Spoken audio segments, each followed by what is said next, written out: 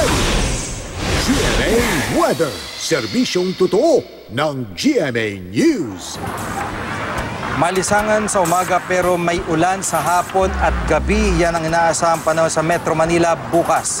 Silbing umakyat ng 39 degrees Celsius ang init factor sa Kamaynilaan, habang abot sa 65% ang tsansa ng ulan na may kasamang pagkulog at pagkidlat.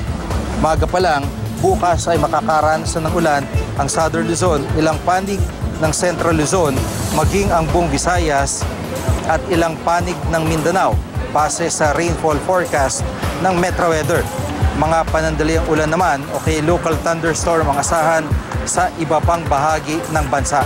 Ayon sa Pag-asa, Intertropical Convergence Zone ang umiiral sa Southern Luzon, Visayas at Mindanao.